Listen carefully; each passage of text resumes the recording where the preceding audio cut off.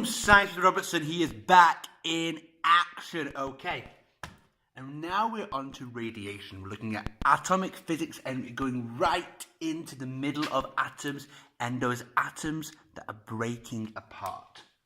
Those atoms that break apart, we say they are radioactive. And radioactive means that there is a type of radiation that is coming out from them. You will learn today there are 3 different types of radiation.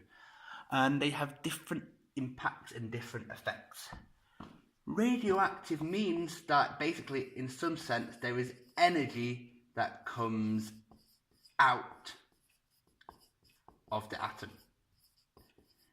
And it does that because these atoms are usually unstable. They are unable to balance themselves.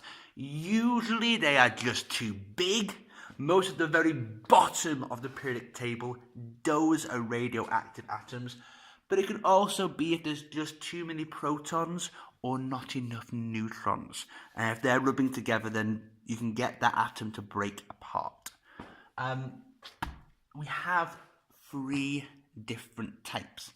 And it all depends on how the atom breaks down. There's no set rule you need to know.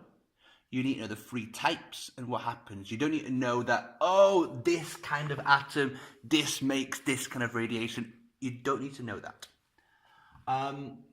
Let's look at some. So we got to go for 3 of them in one go. We have alpha radiation, beta radiation, and gamma radiation.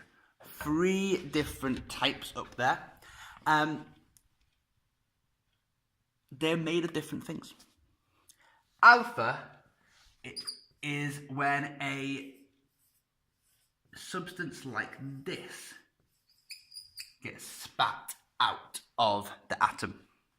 It is made of 2 protons and 2 neutrons. It is basically helium. Or should I say, to be more accurate, it is a helium nucleus. It is just the central part. If an atom breaks down, now there's no electrons in the middle there, so you get the protons and the neutrons, and 2 of those can jump off and get out. This is alpha radiation here.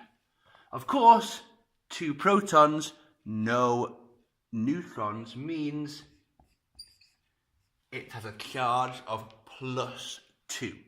It is 2 positive. The beta radiation is next. And this instead is one of those super tiny things, an electron, which I believe we can write as 0 - 1 or E- like that. Now, the question here you should be asking is, how have you got an electron? When the atoms break down, it breaks down from the nucleus in the middle, and the nucleus only has protons and neutrons. Well, the trick here is that 1 neutron can break down into a proton and an electron. Don't understand why, don't understand how, just know that that happens there. A proton and a neutron. And the beta is the electron. The proton, that can stay in the nucleus, but the electron gets shoved way outside. So the electron goes out. Electron has a charge of -1. +2, -1. Gamma radiation comes from, well, light. It is basically light, a wave of light, but it is a very high energy wave of light. Why is it high energy? Because it's one of the most famous scientific equations that you need to be aware of. Albert Einstein thought of this here. E equals mc squared. And basically, what you need to know at this level is that the E is energy, the mass here, and the c is the speed of light. Now you will all know the speed of light is super fast, meaning this number here, a very small mass, can make a lot of energy. Light, of course, isn't actually a thing. It's not got a mass, at least in the scientific world we're teaching in this classroom. So it doesn't have a plus or a minus or anything, it's just light. It's not an electron, it's not a nucleus, it doesn't have a mass.